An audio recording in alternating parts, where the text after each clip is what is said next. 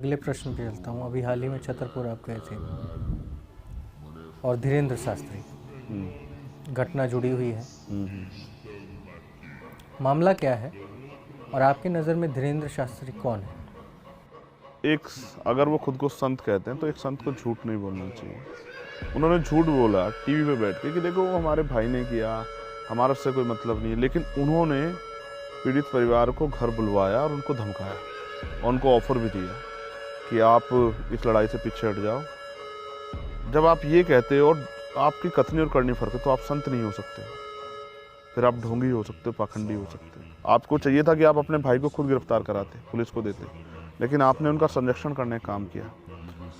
धीरेन्द्र शास्त्री या कोई भी हो, अगर किसी का भी भाई हमारे लोगों के स्वाभिमान सम्मान का खिलवाड़ करेगा तो उसको हमसे लड़ने के लिए तैयार होना पड़ेगा।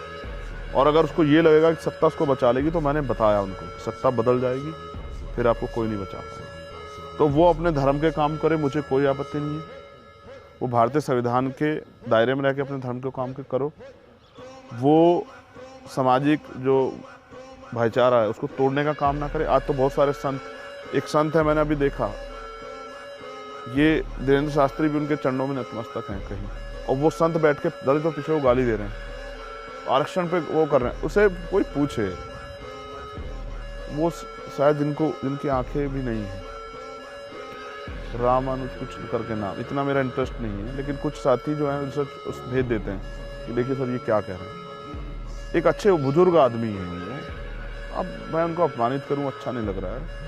अपने जीवन के अंत समय में है वो, और आदमी इतना आरक्षण विरोधी है और सार्वजनिक मंच पे कथा के समय बैठ के ये बात कह रहा है कि कब तक दलित पिछड़े लोग जो आरक्षण का लाभ लेते रहेंगे। तुमने हजारों साल तक लाभ लिया, तब कुछ नहीं हुआ तुम्हें, और दिखता नहीं है उस आदमी को, तब उसका आरक्षण चुभ रहा है, जैसे उसकी नौकरी ना लगे आरक्षण की वजह से।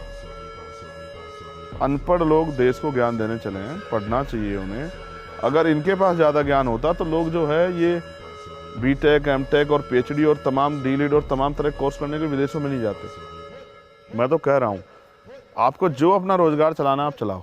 देखो धर्म एक धंधा है, ठीक है, तो आपको अपना रोजगार चलाना आप चलाओ, लेकिन रोजगार के नाम पे अगर आप अहंकारी होके आपके लोग और आप अगर हमारे लोगों के साथ अन्याय करोगे तो ये बर्दाश्त नहीं। मेरा व्यक्तिगत इंटरेस्ट इस बात पे है कि आप अपना कोई भी काम करें, मेरी उनसे व्यक्तिगत कोई लड़ाई नहीं है।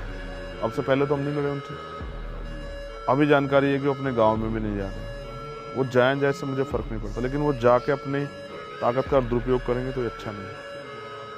और अगर दोबारा उनके परिवार के लोगों ने अपराध करने का काम किया, इस तरह की सोचा भी, तो इसके परिणाम बहुत अच्छे नहीं होंगे। ये बात भी उनको समझ आनी चाहिए, बताने के लिए मैं छतरपुर गया था।